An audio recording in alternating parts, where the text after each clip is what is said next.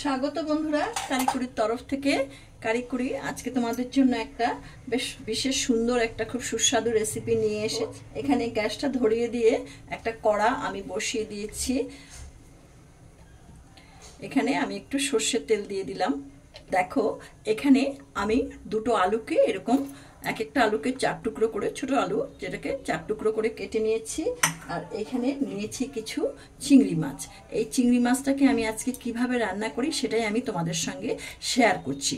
আর আজকের এই ভিডিওটা যদি তোমাদের ভালো লেগে থাকে তাহলে আমার এই ভিডিওটাকে একটা লাইক, কমেন্ট এবং শেয়ার করার অনুরোধ রইল।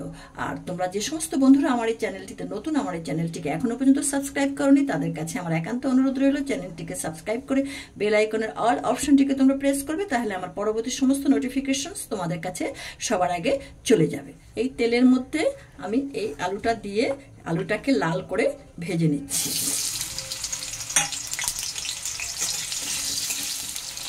এখন এর মধ্যে আমি একটু লবণ দিয়ে দিলাম আর দিয়ে দিচ্ছি অল্প একটু হলুদ।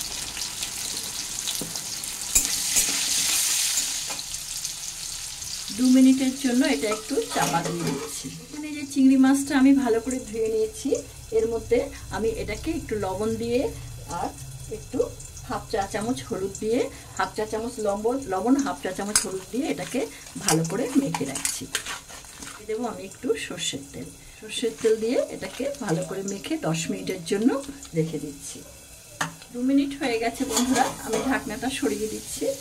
দেখো, আলুটার একটা পিস আমার লাল হয়ে গেছে। আমি 2 কোয়া রসুন নিয়েছি, একটা ছোট টমেটো নিয়েছি, একটা ছোট পেঁয়াজ নিয়েছি আর 2 টুকরো আদা নিয়েছি। এটা এর সঙ্গে আমি একটা বিশেষ মশলা দেব, সেটা দিয়ে আমি আজকে একটা পেস্ট তৈরি করব। এদিকে আলুটা আমার ভাজা হয়ে গেছে, এই আলুটাকে আমি নামিয়ে নিচ্ছি।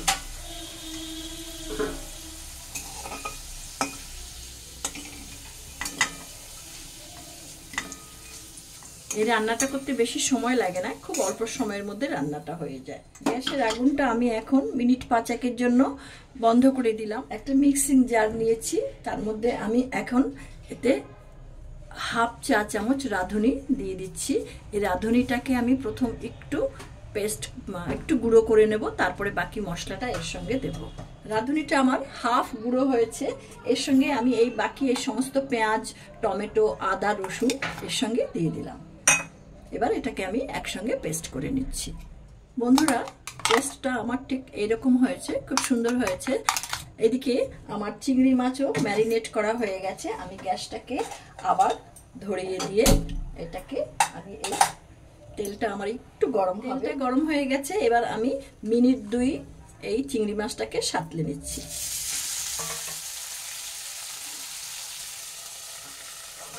একটু চাপা দিয়ে দিলাম। এখন আমি একটু তুলে নিচ্ছি, তুলে নিয়ে চিংড়ি মাছটাকে একটু উল্টে দেব।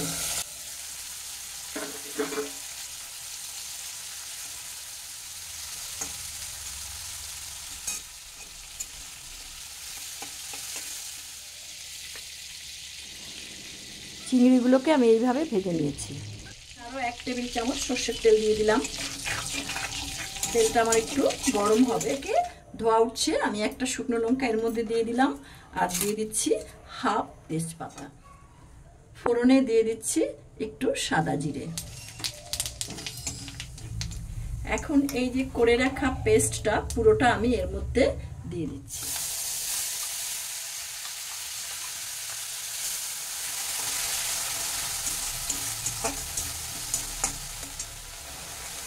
দিচ্ছি 1 চা চামচ লবণ, 1 চা চামচ হলুদ গুঁড়ো, 1 চা চামচ লাল লঙ্কার গুঁড়ো।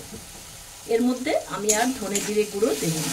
এখন এই মশলাটাকে আমি একটু হালকা করে কষিয়ে নেব। এই কষানোর সময় এই যে ভাজা আলুগুলো এইগুলো এর সঙ্গে দিয়ে দিচ্ছি, তাহলে আমার একসঙ্গেই হয়ে যাবে। সময়টাও কম লাগবে, মশলাটাও কষানো হবে, আলুটাও নরম হয়ে যাবে। এবার মিক্সির জারটাকে একটু ধুয়ে আমি একটু জল দিয়ে দিচ্ছি। জলটাকে দিয়ে ভালো করে মশলাটাকে কষিয়ে নেব। মশলাটা আমার কষানো হয়ে গেছে বন্ধুরা, মশলা থেকে তেল বেরোতে শুরু করেছে। এখন এই অবস্থায় আমি এই যে ভাজা চিংড়িগুলো, সাতলানো চিংড়িগুলো এর মধ্যে দিয়ে দিচ্ছি। এগুলো সন্তর্পণে হালকা করে নাড়তে হবে যাতে মাথাটা পুরো খুলে না যায় চিংড়ি থেকে। এখন এই চিংড়ি মাছ ভেজে রাখা বাটিটা ধুয়ে অল্প জল আমি এর মধ্যে দিয়ে দিচ্ছি।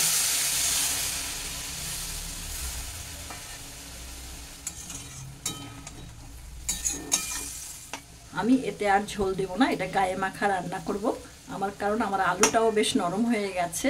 এই অবস্থায় আমি এটাকে মিনিট 2 ফুটিয়ে নেব।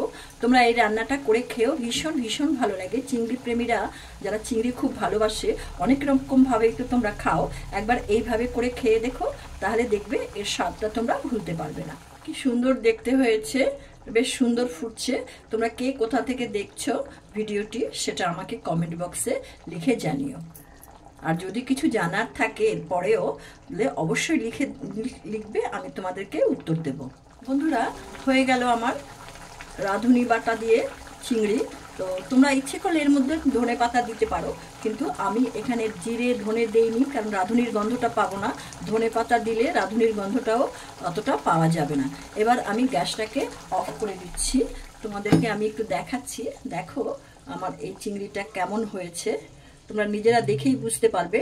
গ্রেভিটাও বেশ সুন্দর হয়েছে এবং চিংড়িটা দেখতেও যেমন সুন্দর হয়েছে, এটা খেতেও ঠিক তেমনি ভালো হয়। দেখো কি সুন্দর হয়েছে। তো এই চিংড়িটা ভিডিওটা তোমরা দেখলে, তোমাদের ভিডিওটা দেখার জন্য অসংখ্য ধন্যবাদ। আর তোমরা এটা করে খাবে। তোমাদের সঙ্গে আবার দেখা হবে নতুন কোনো ভিডিও নিয়ে। তোমরা ভালো থেকো, সুস্থ থেকো। ধন্যবাদ।